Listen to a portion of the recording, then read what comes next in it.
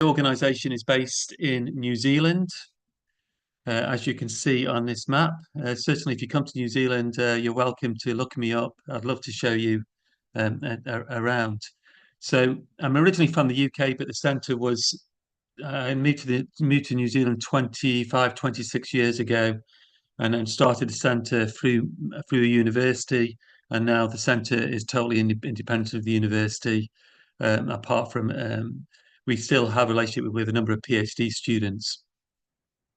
So this is the work we do. We do work on helping organisations to learn from best practices. Um,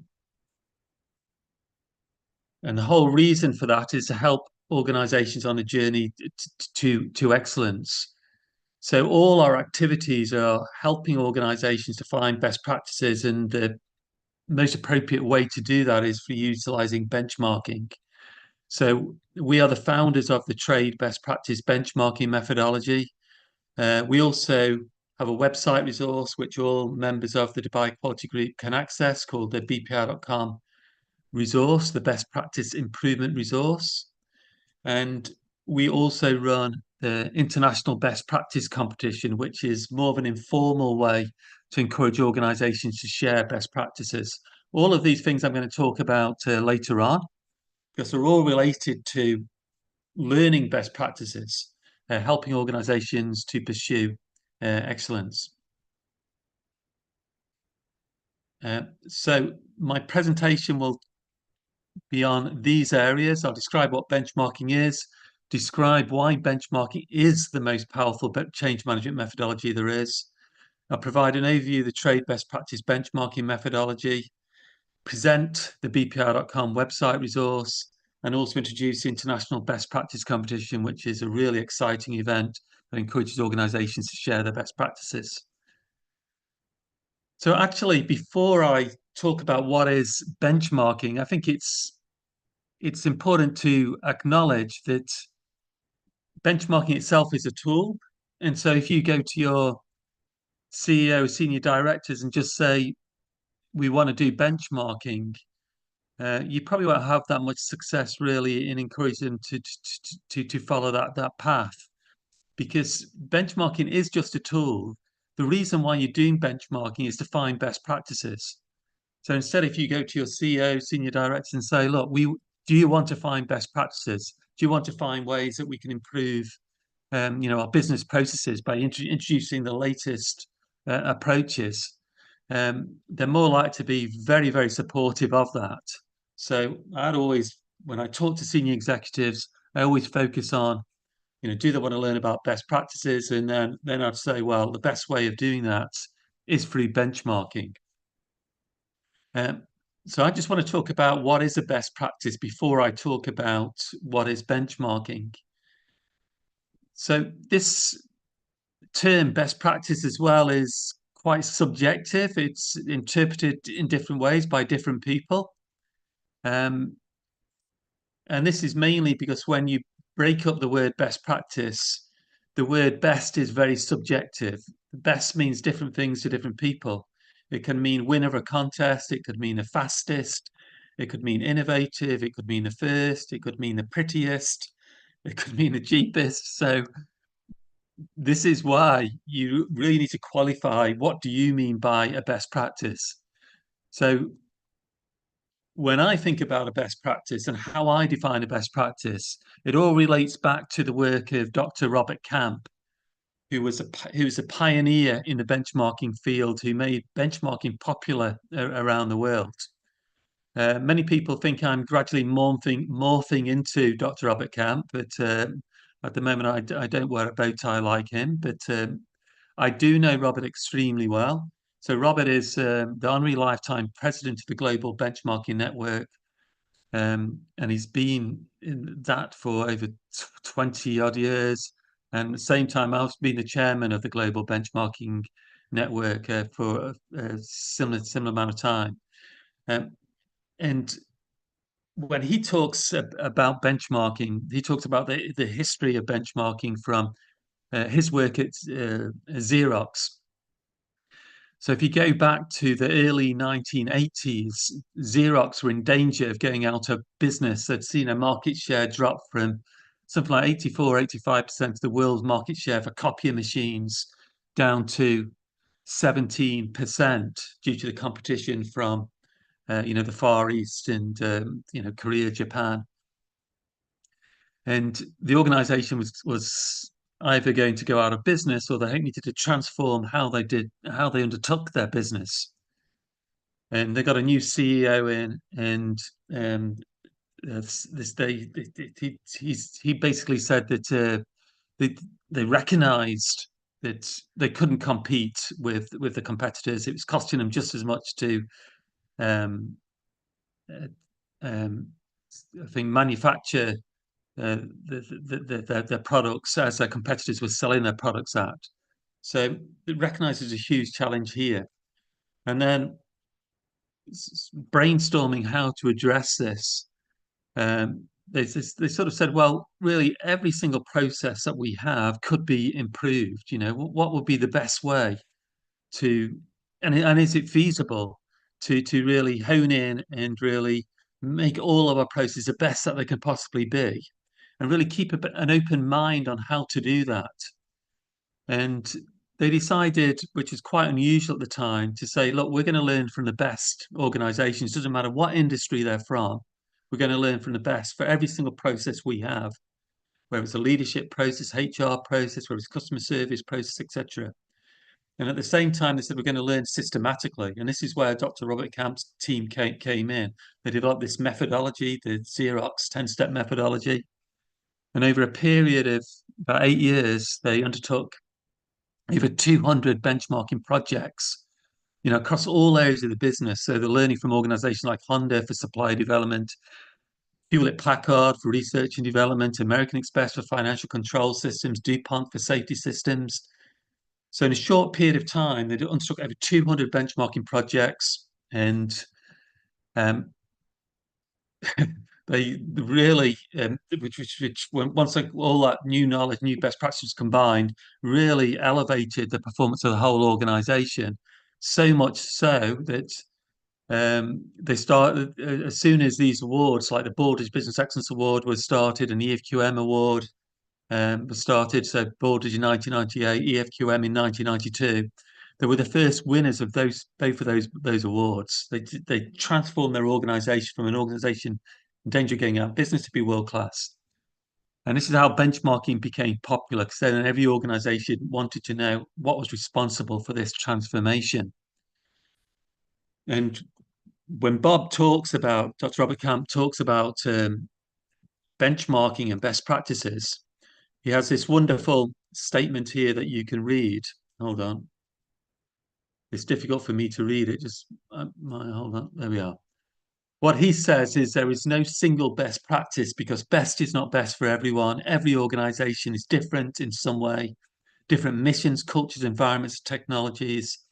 What is meant by best are those practices that have been shown to produce superior results, selected by a systematic process, and judged as exemplary good or successfully demonstrated. Best practices are then adapted to fit a particular organization. So this definition is very, very important. It says some very important things here. It says what is meant by best are those practices that have been shown to produce superior results, which implies some comparison and that one organization performing stronger than another. Selected by a systematic process, and that systematic process is benchmarking. So a structured approach to learning. Also judged as exemplary, good, or successfully demonstrated. So successfully demonstrated means it's not just a good idea, where the concept seems as though it makes sense. It also means that it's actually been used, it's been tried out, and it's actually delivered results. It also says judged as exemplary good, and this is when we're talking about potential peer review. Maybe the organization's had some acknowledgements, won some awards, or been audited, and it's shown this particular process is a standout process inside the organization. So this is really the definition of best practices that I go by. And what's interesting here is that he's also saying that best practices are then adapted to fit a particular organization because every organization is different. Every organization is at a different stage of maturity. So it's never a straight copy and paste. So if we now come to what benchmarking is, then I like to split the word benchmarking into two parts. So you've got the benchmark and you've got the ing at the end. Because again, a lot of people just think benchmarking is comparison, and it's not. It's a whole process. So this is why it's useful to split the word into two. So the benchmark is the comparison aspect of benchmarking. It's a comparison against a standard or a point of reference. Therefore, comparison of one organization's performance metrics against another organization's performance metrics, and trying to find out, which organization has a higher level of performance, therefore is setting the benchmark.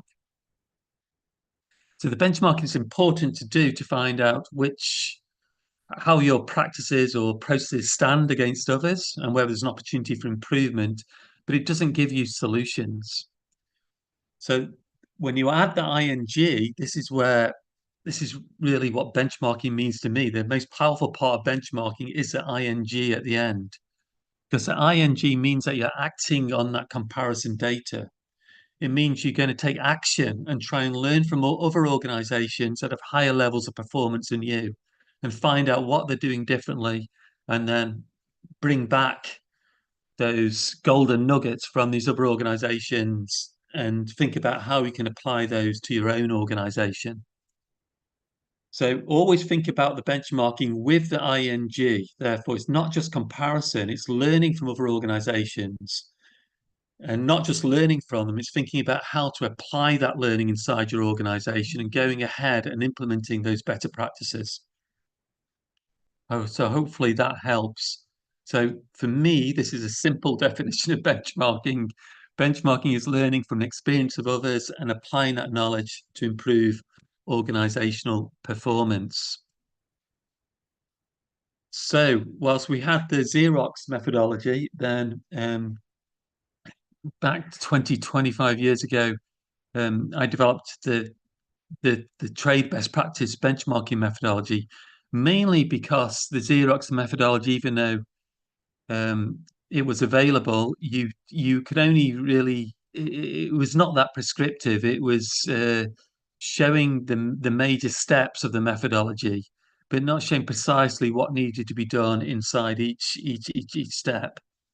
And so we developed the trade best practice benchmarking methodology originally for the New Zealand Benchmarking Club, and then it's been developed substantially since then. It was a big major improvement in the methodology was when it was used by the Singapore government going back 10, 15 years, maybe 15 years.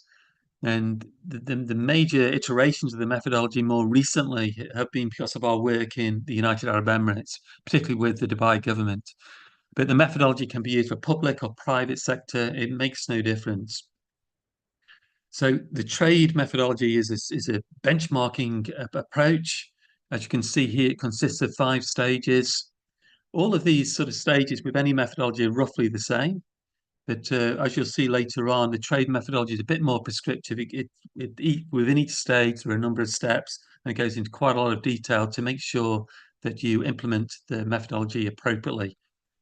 To do benchmarking well, it's like being a good researcher. This is all it's required. This is what a methodology is training you to do. Training you to do good research, to find out what the best practices are, and then helping you to implement them. So the trade methodology consists of the terms of reference, therefore identifying, what is the opportunity inside your organization? What do you want to focus on? Who should be part of your benchmarking team? Because normally there's a team involved in benchmarking. Not necessarily so, it could be done by one person, but normally for big change management projects, you'd have a benchmarking team. So be identifying the aim, what the project's about, who's the project going to impact in terms of the stakeholders, and what are going to be the expected benefits. Because if you can't identify with clarity what the expected benefits are likely to be, then you shouldn't be undertaking the project itself. So the terms of reference, then you have the review stage. The review stage is really making sure the benchmarking project is focused on the right area and probing into a bit more detail about the current challenges and opportunities you're facing. Because the more detail we know about those, then the more specific we can be when we do the benchmarking. Because we want to make sure when we do the benchmarking and learning from other organizations, we're addressing precisely those areas where your organization is weak or you have challenges or where you think there could be major improvements. So the review stage is very important. It's to understand precisely the current situation. You then move on to the acquire stage, where you're learning from best practices from other organizations, and which can be through multiple ways. It can be a little desktop research, it can be visiting other organizations, it can be through surveys. And then once you've acquired that information, those better practices, you can deploy them and evaluate the outcomes from the project. Obviously, it's much more than I've just summarized, and I'll show you a bit more of the methodology in a second. But we call it trade because essentially, when you do a benchmarking project, you are working with other organizations. You are formulating relationships with other organizations to learn about the best practices. So it's called trade because really we're focusing on exchange of information and best practices with other organizations to improve the performance of processes, goods, and services. So always bear that in mind. Benchmarking partners are crucial to the success of projects. And often you've got to go back to them again and again and again to find more clarity, more understanding about what they've done and how it can be applied by your organization. And you also want to maintain that relationship because you might want to use them again for another project. And also you need to offer them the opportunity to learn from you as well. So this is why it is indeed a partnership. The reason why benchmarking is the most powerful change management technique, if you know a more powerful one, let me know, is because it's it involves it understands change management. It and helps you to manage the change. You can get in consultants. Consultants often know the best practices because they're visiting different organizations all the time and worked with them, so they're very knowledgeable. So consultants usually know some at least good to best practices. And if you get them into your organization to implement a solution, once that consultant goes, then often that knowledge is lost or it depletes over time. So benchmarking is all about building the capability of your own people so that when you find the best practices, they're implemented by your people. Everybody agrees that these are the right solutions, so there's no resistance to change. And then because you're all involved in that whole process, you're building up all those competencies, capabilities. So it's more easy to sustain those best practices in the long term. So benchmarking projects take the project team and stakeholders of the process on a learning journey to explore new ways of doing things so that together they create new solutions and best practices. So benchmarking is not just about the project team. The project team should be engaging with all the process owners, the internal suppliers, the external internal customers, internal suppliers, and external customers and external suppliers, if relevant to the project, so that they're all involved in this project. And the reason for that is because, as I say, to make sure there's no resistance to change, but to also pick their minds, to talk to them, to find out what do they think is going wrong, what would be their potential solutions. So you're taking all of them on the learning journey through the trade methodology. This is the way you have successful projects. So benchmarking involves your benchmarking team and all key stakeholders in the change process, seeking their input and ideas. And there's a Confucius saying, which is tell me, I may forget, show me, I may remember, involve me, and I will understand. This is why you're involving not only your team, but your stakeholders, because there's no point doing a project, which I've seen many, many times, doing a project, finding best practices, and then you go to your senior management team and they don't take your recommendations on board because they've not been engaged in the project from the start to the finish. So you don't want benchmarking units working totally independently of the people who want the solutions. The people with the technical competencies or the problems inside the organization should be part of a benchmarking team. The benchmarking unit, if you have one, they should be facilitating the benchmarking process, but they should not be doing the benchmarking. So note to benchmarking by benchmarking units. Benchmarking units should be facilitating the process. So benchmarking, this is why it's the most powerful approach there is, because it provides a winning formula. It's bringing together all the stakeholders' knowledge, experience, and creativity, adding to that best practices that are found from other organizations. And together they make next practices, true innovations, breakthrough improvements. A typical benchmarking project generates between 60 to 120 ideas of best practices. This is looking back at all the projects we've helped to facilitate over the last 20 years. So if you're doing benchmarking projects and you only come up with 3 or 4 best practices, you're doing the project wrong. So when you bring together all those ideas and practices, you then need to filter them and decide what are you going to implement. You can't implement everything. So again, you've got to consider each potential idea or practice from a perspective of, if we implemented that, how much resource would it take? How much impact would it deliver? And then perhaps from those 60 to 120 ideas, you might implement 20 to 30. Some of them might be quick wins, something easy to implement, while other ones might be bigger changes to the organization. But once you combine them all together, you have major breakthrough improvements. So actually, very rarely do you find one best practice in another organization that's going to totally radically change your own organization. Normally, it's the combination of all these smaller changes will produce the major step forward. And this is actually called the principle of marginal gains, which is now often used and referred to a lot in sports. So if you look at the success of the British cycling team, going back to Beijing's Olympics, they started introducing this concept of the principle of marginal gains, where they looked at any way of trying to improve the cycling team's performance, whether it's in terms of the technology, whether it's in terms of how they train the athletes, whether it's in terms of the foods the athletes eat. And so every small potential improvement was looked at. And once they're combined together, they produce these large gains for the cycling team, which I think for every Olympics since Beijing, they've won, at least 5 gold medals or something like that. And so this equally applies to benchmarking. So the trade methodology, as I've said, provides a systematic approach to learning from other organizations. It consists of those 5 major stages. Underneath each stage are steps. So this is why it's very easy to follow if you've not done benchmarking before, because you have the stage, you have the steps, and then actually there's quite in-depth guidelines. We produce a training manual, and it's very descriptive in terms of what you need to do for each step.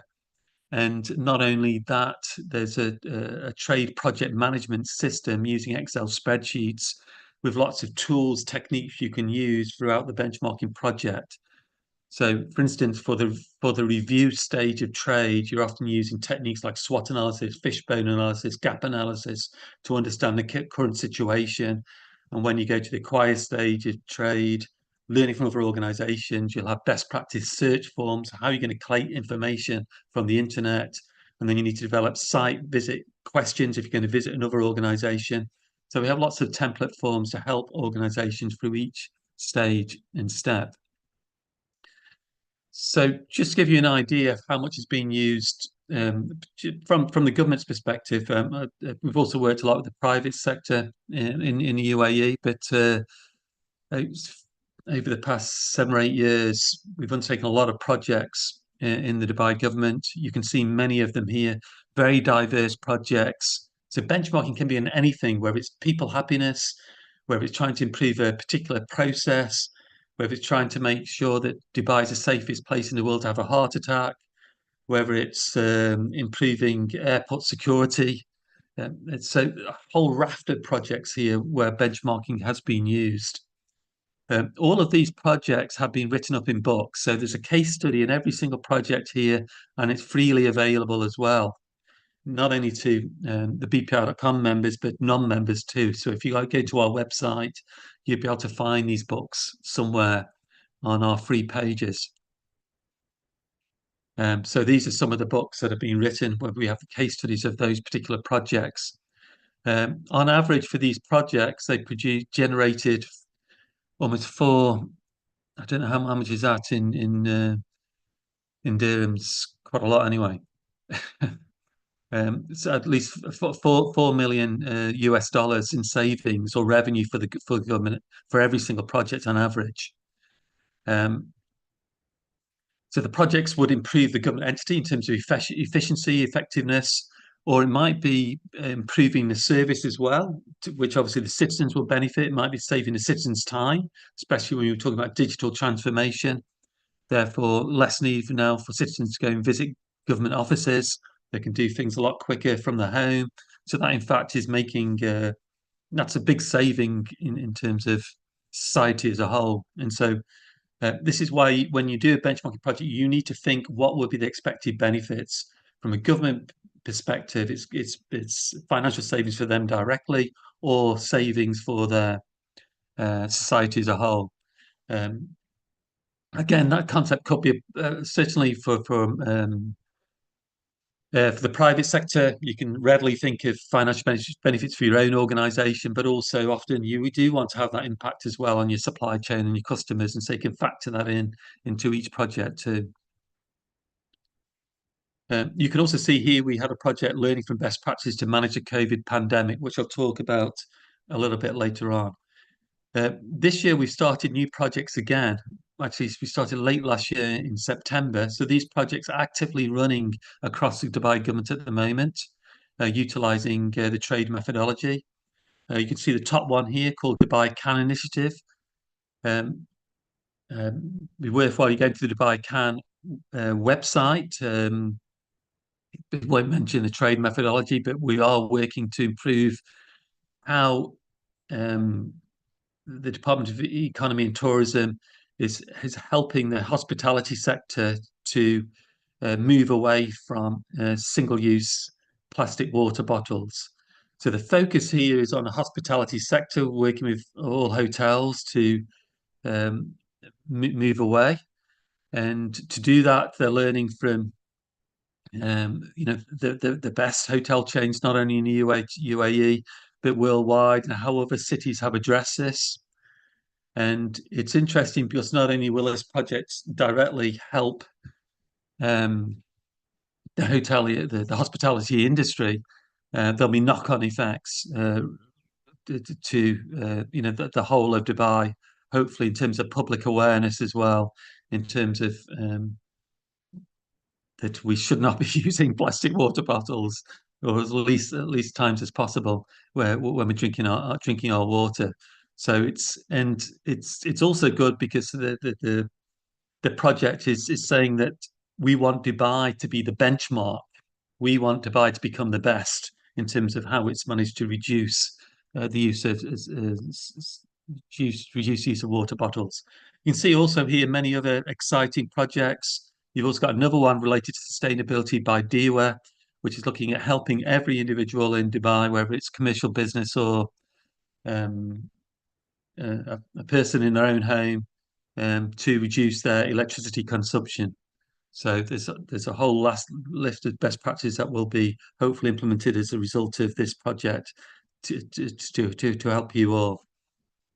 Anyway, you can have a look at some of those later on. So when we do the benchmarking projects, it's important they're done properly. So there is a certification scheme around that. We want people to be trained properly. We want to make sure that once the projects are done, they have been implemented properly. So we assess and not only the people have been trained, but also how well the projects have been undertaken, and people can become masters in benchmarking, masters in trade, if they've completed 2 benchmarking projects and at least one of them has been recognised as a five-star project or above. Um, quick overview of just one project. Because of the success of these benchmarking projects across the Dubai government, then the Dubai Government Excellence Programme was tasked with um, undertaking a benchmarking project in response to the COVID pandemic in early 2020. And obviously, COVID, it's very fast moving virus, and it's very every week the whole situation was changing on what needs to be done. So it's constantly learning, and it was thought that to help to address this, that there should be a benchmarking team set up of people that had previously been involved in seven-star best practices. Therefore, benchmarking masters from the Dubai government to be involved in this project and to look at how to help to improve the government's response to managing and recovering from the pandemic. So actually, a team was brought together. A team, first of all, of just I think 5 to 10 people, and and you go through the terms of reference stage of the project first of all, and it was quite evident very early on the start of the project that that team that we had was very too small. Because once you look at what needs to be tackled in terms of the terms of reference, we identified that there were 5 critical areas that needed to be considered. One was crisis management, another one was the health of the people, another one was food security and supply chain, another was the economy. How could we keep the economy going? And the other one was societal behaviour. How do we get people to behave in a responsible way so the virus is not spread too quickly? So we decided that there should actually be 5 project teams set up, focused on each of those areas.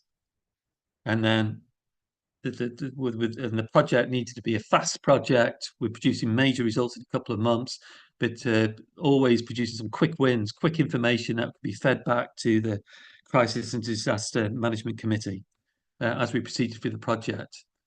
So the review stage was reviewing the current situation, what was the current strategy of the UAE and Dubai in terms of responding to the pandemic, looking at the strengths and weaknesses, looking at what could be done, what was working, what was not working.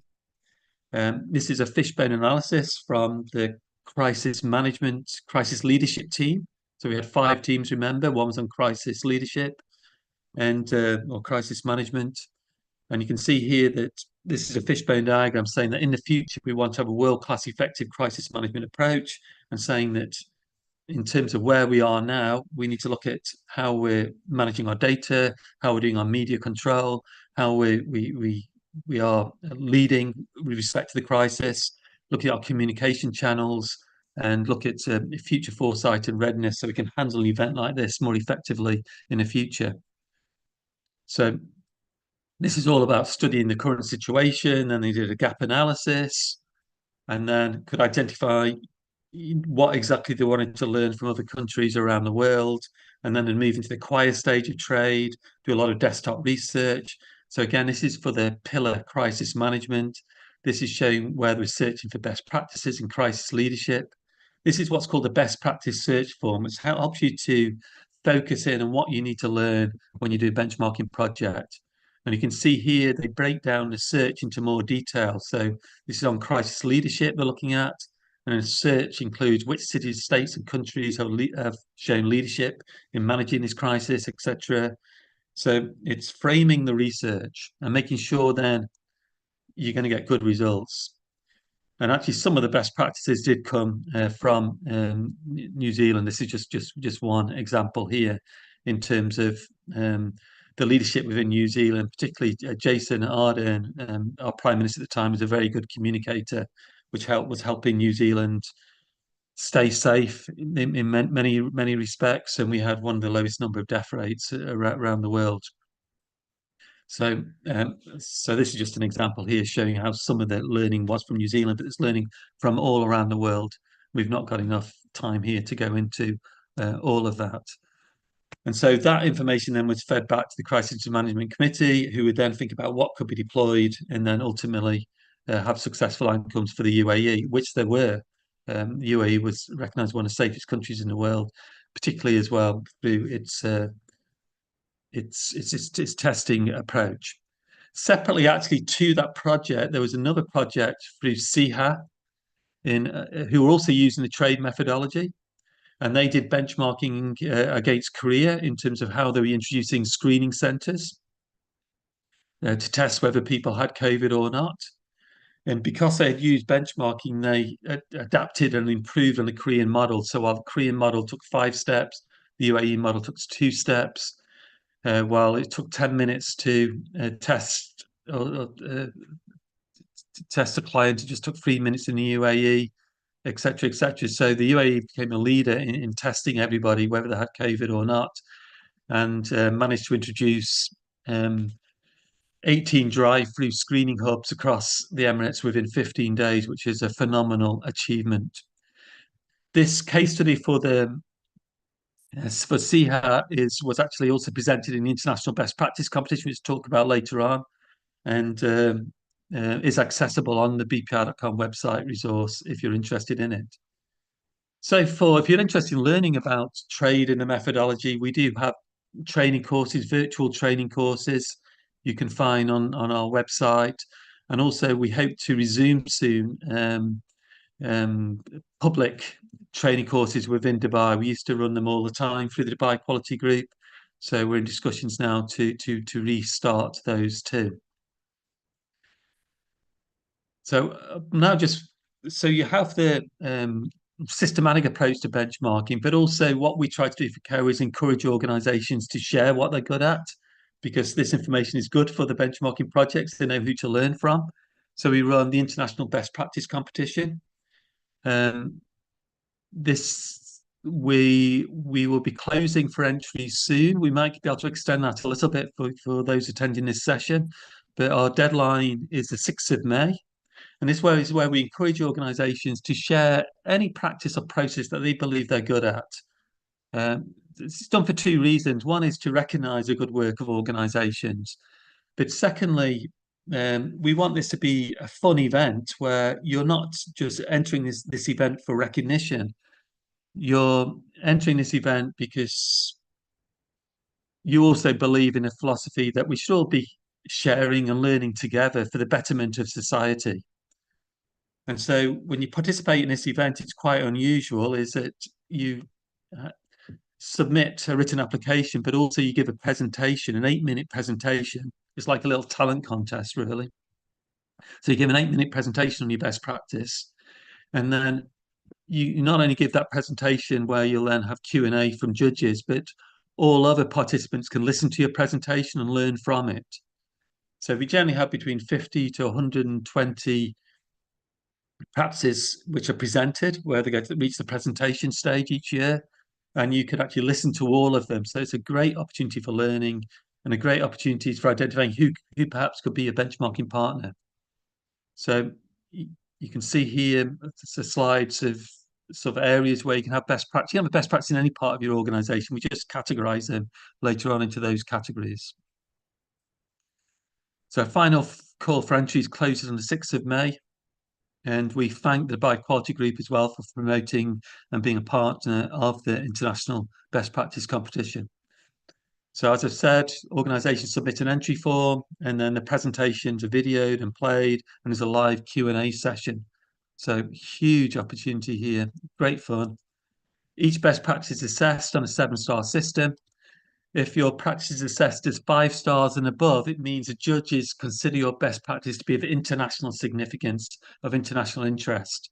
4 stars is also a fantastic achievement. 4 stars means it's of national interest, therefore be interest to many organizations in the UAE. 3 stars also is good. It means you're progressing. Maybe the following year you'll reach 4 or 5 or 6 or 7 star. And then those best practices are assessed in terms of those 6 assessment criteria you can see in this slide: clarity of the best practice, level of deployment, level of innovation. We're looking at performance results. We're looking for other best practice information, evidence that you've done some benchmarking, for instance, and that practice is being continually reviewed and refined. So if you think back to the definition of best practice by Dr. Robert Camp, again, this is aligned to that. And all participants get verified badges, which can display in social media, and also certificates, etc. And we have lots of judges from all around the world to assess those best practices. And these are just examples of some winners from previous years. We do get a lot of entries from the UAE, but we get a lot of entries as well from well, we get entries usually between about 15 countries, 15 to 20 countries each year. Majority, I guess, would be from the Middle East. We also get normally quite a lot from the Philippines, Singapore. It varies sometimes year by year. So even we had lots from Costa Rica a couple of years ago. Finally, talk about the best practice improvement resource, because this is a membership benefit to Dubai Quality Group partners. And this resource has changed over time. It's changed for the better. It's more user friendly and quicker to find information that you want. But we're also predominantly now becoming a resource for the International Best Practice Competition, where we host all the best practices that we found through the International Best Practice Competition over the years. We're finding that people now, they want to learn often from visual stimuli. They want to learn from videos. This is why we have just 8-minute video presentations, because that's how long somebody can concentrate on a best practice or learning information. And all those sort of 8-minute videos then become part of the bpr.com, so you can learn from them. We have lots of other information as well, case studies, written information, but more and more moving towards a video format. You can search the website from the perspective of different business excellence models. So even if you're using Dubai Government Excellence Model or the EFQM Excellence Model, you can search for best practices with respect to the various criteria. You can do a search for benchmarking, and you'll find, for instance, last year's Global Benchmarking Award winners were Dubai Municipality. So you can watch a video of how they've implemented benchmarking inside their organization. And again, they're a user of the trade best practice benchmarking methodology. And you can watch all different presentations. As I say, we've got many from the United Arab Emirates, but also many from elsewhere around the world. So you can just see some of them from the UAE and Dubai shown on this slide here. So a great resource for you to look at. I'm just going to end this presentation. I'm going to play a video now, which will share with you the information on the bpr.com, and then after I'll open for Q&A. So I know I've raced through a lot of information, but we are already coming up to 11 a.m. So this is about 1.5 minute video, and then we have Q&A. Thank you.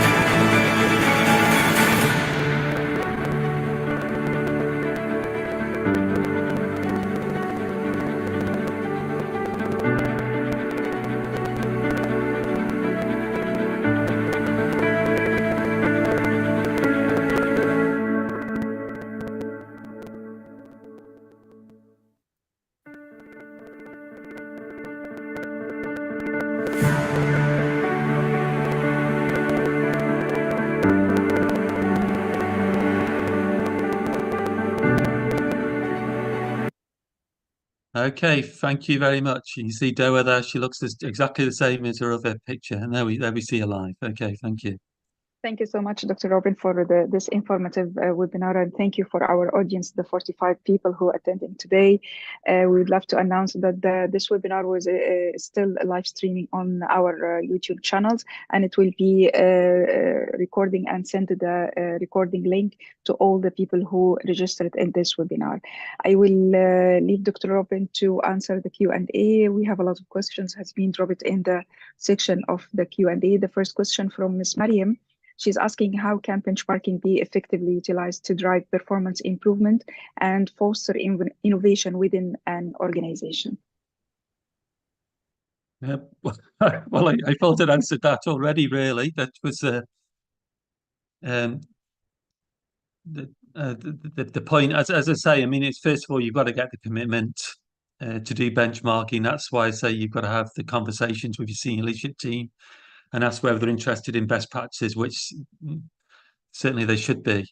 And then you need to think about, okay, if we're going to do benchmarking, how are we going to do it? And obviously, you want to do benchmarking on those major areas where you have challenges, and so you need to think about sort of what process you'll have in place to actually do that. I do recommend you do have um, a benchmarking unit in place or some structure like that, but I wouldn't call it a benchmarking unit. I would call it a benchmarking coordinating unit or a benchmarking facilitation unit to show that your role is to make sure that benchmarking is happening inside your organization. Therefore, a benchmarking coordinating unit will be making sure that benchmarking projects are set up to address those key challenges your organization is facing, whether you identify those challenges through your strategy or whether you identify your challenges because you know you've just got some major pain points. And then um, also that benchmarking coordinating unit would make sure that when you set up benchmarking teams to focus on those areas, you have people who are trained on inside those teams and on what is benchmarking, how to do it. You could have somebody from the benchmarking facilitation or coordinating unit sitting inside each benchmarking team, facilitating each project. But you certainly need some people who sort of build up their competencies on how to do benchmarking.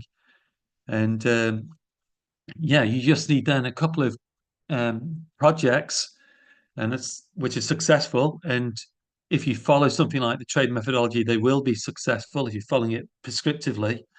Then once they're successful and you can show the benefits, it's so important to show benefits and be measuring your performance.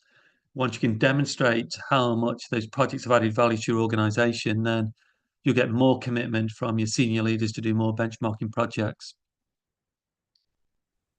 Thank you, Doctor. The next question is asking if the webinar is recording. Yes, the webinar is recording. And as I mentioned a while ago, it will be shared to all the people who registered and attended the webinar by email. We have a question from Mr. Wa'il Youssef asking, what do you think about the future of benchmarking in the era of the AI, the artificial intelligence? That's a good question, and I wish well, Yusuf could answer the question for me on my behalf.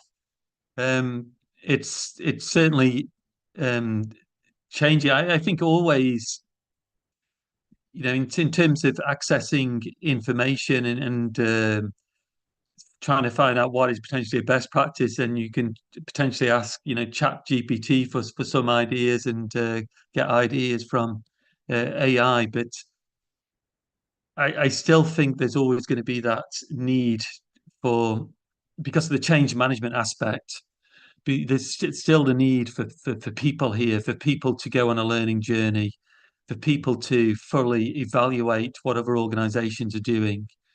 Maybe some of that process can be sped up, or potentially through AI might be able to help with some of the analysis of some of the findings.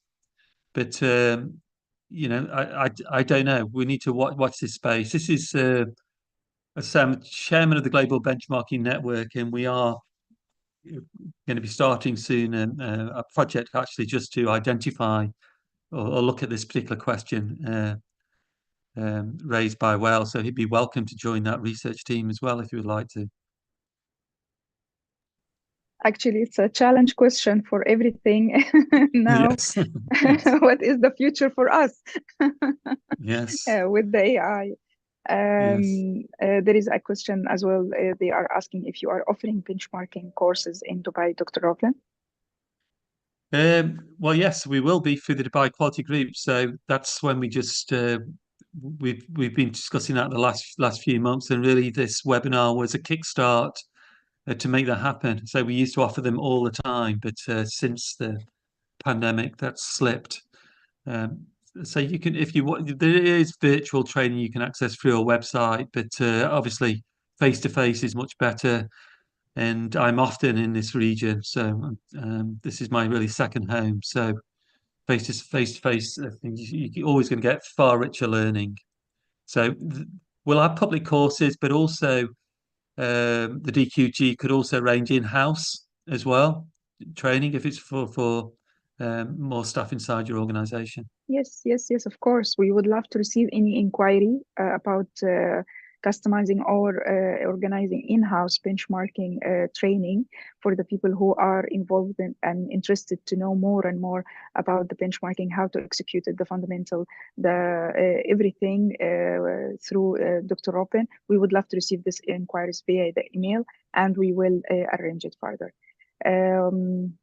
I'm waiting also if there is any questions, we'll be adding to our question list right now. If the audience would love to add more questions, we stay here. We still have a couple of minutes.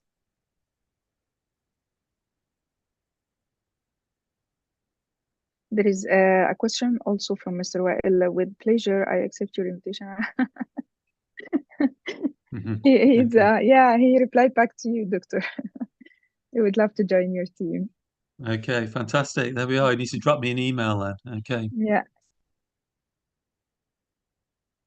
If Dr. Robin would love to drop the email address of you in the chat area, that would be great. So anyone want to contact you directly?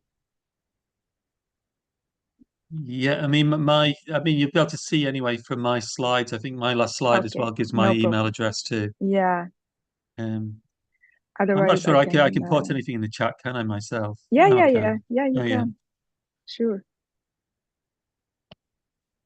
Anyway, we will drop the email for the audience after this webinar, including the link of the recording and also the contact details of Dr. Robin, so you can reach him easily. Yes. Okay. So far, there is no more question. Thank you so much for attending our webinar today. We are happy to have you all and expecting to attend our upcoming webinars as well. Thank you, Dr. Robin, for your time. And also we will be expecting more webinars about topic related to the benchmarking to feed our audience with the latest best practice related to this field. Thank you so much for your time today. No, thank you. Thank you as well for the great work at Bi Quality Groups promoting all of this area and keeping it live. Thank you. Thank you.